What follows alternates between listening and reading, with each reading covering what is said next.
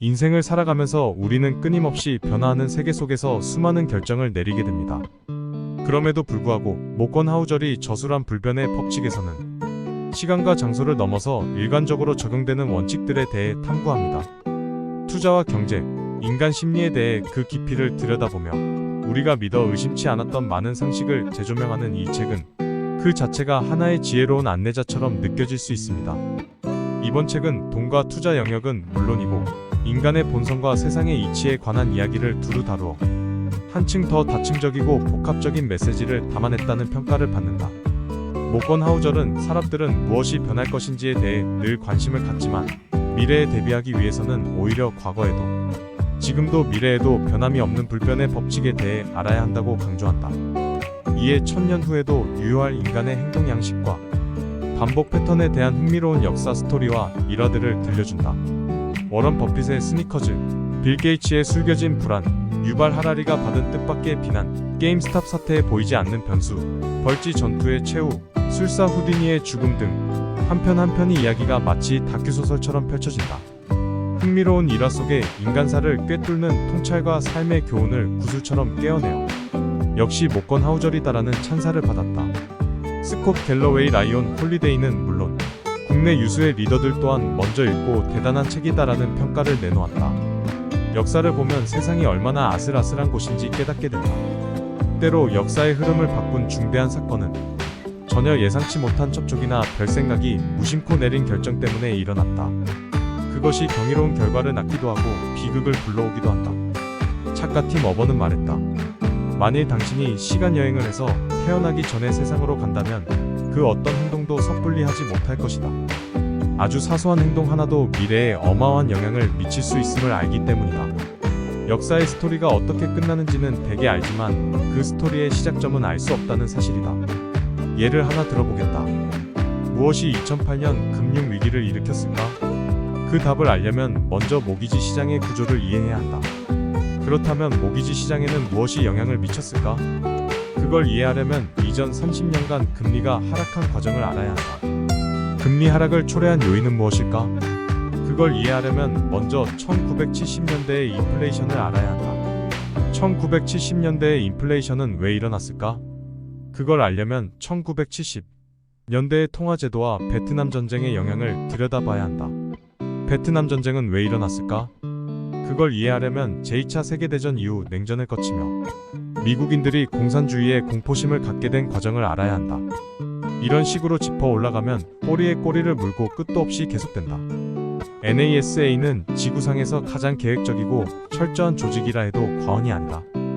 거기다 그저 두 손 모으고 잘 되기를 기도한다고. 인간을 달에 보낼 수 있는 것은 아니니 더욱 철두철미하게 준비했을 것이다. NASA는 상상 가능한 모든 리스크에 플랜 A와 플랜 B, 심지어 플랜 C까지 세웠다. 하지만 그럼에도 아무도 생각하지 못한 아주 작은 실수 하나가 재앙 불러왔다. 재무설계사 칼 리처즈는 다음과 같이 말했다. 당신이 모든 시나리오를 남김없이 고려했다고 생각한 후에 남는 것이 리스크다. 장담하건대 앞으로도 여전히 그럴 것이다. 향후 10년간 나타날 가장 큰 리스크와 가장 중요한 뉴스는 지금 아무도 언급하지 않는 무언가일 것이다. 당신이 이 책을 읽고 있는 때가 몇 년도이든 마찬가지다. 내가 이것을 자신 있게 말할 수 있는 이유는 지금까지 늘 그래왔기 때문이다. 예측할 수 없다는 속성이 리스크를 위험한 것으로 만든다. 누군가가 어떤 일이 일어날 거라고 말했는데 실제로 일어나면 그 사람의 예측이 옳은 것이다. 누군가가 어떤 일이 일어날 거라고 말했는데 일어나지 않으면 그 사람의 예측이 틀린 것이다. 사람들은 이런 식으로만 생각한다. 그렇게 생각하는 것이 정신적 에너지가 덜 들어가고 편하기 때문이다. 눈앞에 실제 결과가 나와 있는 상태에서 어쩌면 다른 결과가 나올 수도 있었다는 사실을 사람들에게 납득시키기는 어렵다. 포인트는 이것이다. 사람들은 자신이 미래를 바라보는 정확한 관점을 원한다고 믿지만 사실 그들이 정말로 원하는 것은 확실성이다. 100년 만이라는 수식어가 붙는 사건을 생각해보자. 100년 만에 홍수, 허리케인, 지진, 금융위기, 사기, 전염병, 정치적 붕괴, 경기 침체 등 수많은 끔찍한 사건을 100년 만의 사건이라고 부를 수 있다. 100년 만의 사건이란 100년에 한 번씩 일어난다는 뜻이 아니다. 어느 해에든 그 사건이 발생할 확률이 약 1%라는 의미다. 이는 낮은 확률로 느껴진다. 하지만 수백 가지의 개별적인 100년 만의 사건들이 있다면 특정한 해에 그 중 하나가 발생할 확률은 얼마나 될까? 꽤 높다. 완벽한 세상에서라면 정보의 중요성이 그 정보 전달자의 스토리텔링 능력에 의존하지 않는다. 그러나 우리가 살고 있는 이 세상 사람들은 쉽게 지루함을 느끼고 인내심이 부족하며 감정에 쉽게 지배당하고 복잡한 정보가 마치 스토리의 한 장면처럼 이해하기 쉬워지기를 원한다. 주변을 찬찬히 살펴보자. 정보가 오고 가는 어떤 상황에서든 즉 제품, 기업, 정치, 지식, 교육, 문화가 있는 곳이면 어디서든 뛰어난 스토리가 승리한다. 스티븐 호킹은 자신의 물리학 저서들을 두고 이렇게 말한 적이 있다. 누군가 내게 그러더군요. 책의 방정식이 하나 늘어날 때마다 판매량이 절반으로 줄 것이라고요. 독자들이 원하는 것은 지루한 강의가 아니라 기억에 남는 스토리다.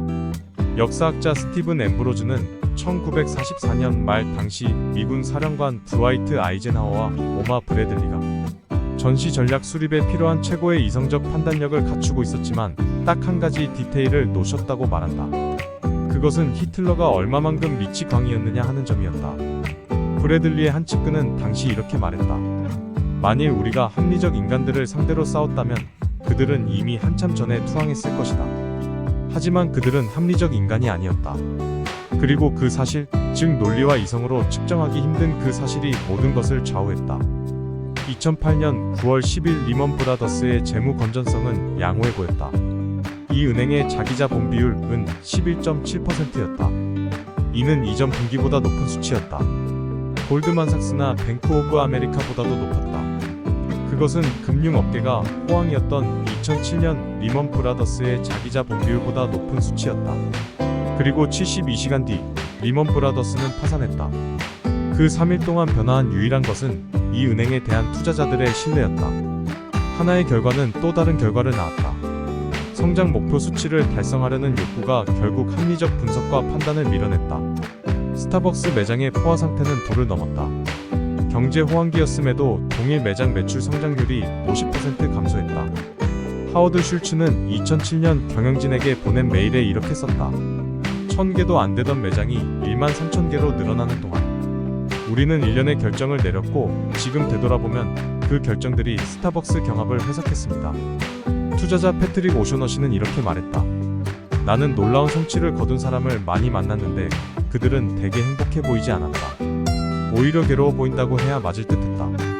두려움과 고통, 역경은 긍정적 감정이 결코 따라갈 수 없는 강력한 동기부여 요소다. 이것은 역사가 주는 큰 교훈이다. 그리고 이 교훈은 결국 우리에게 이런 깨달음을 준다. 어떤 삶을 원해야 할지 신중하게 생각하고 판단하라. 아무런 걱정도 고통도 스트레스도 없는 삶이 행복할 것 같다. 하지만 그런 삶에는 동기부여도 발전도 없다. 역경을 두 팔 벌려 환영할 사람은 없다. 하지만 우리는 그것이 창의적 문제 해결과 혁신의 가장 강력한 연료라는 사실을 인정해야 한다. 만일 내가 50년 후에 평균적인 미국인들이 지금보다 2배 부유해질 가능성이 얼마일까? 라고 묻는다면 가당찮은 얘기로 들릴 것이다. 그렇게 될 가능성이 대단히 낮아 보인다. 지금보다 2배나 부자가 된다고? 재산이 곱절로 늘어난다고?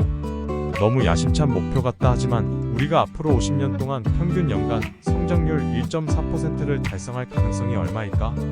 라고 묻는다면 나는 비관론자라는 소리를 들을 것이다. 사람들은 말할 것이다. 1%? 고작? 그러나 위 돌은 똑같은 얘기다. 우리는 늘 그래왔고 앞으로도 늘 그럴 것이다. 이렇듯 성가신 문제나 불편함을 얼마만큼 견디는 것이 최선인지 판단하는 능력은 중요하다. 이 사실을 대부분의 사람들은 잘 깨닫지 못한다. 프랭클린 루스벨트 대통령은 세상에서 가장 강한 남자였지만 하반신이 마비된 탓에 화장실에 갈 때도 보좌관의 도움을 받아야 했다. 그는 언젠가 이렇게 말했다.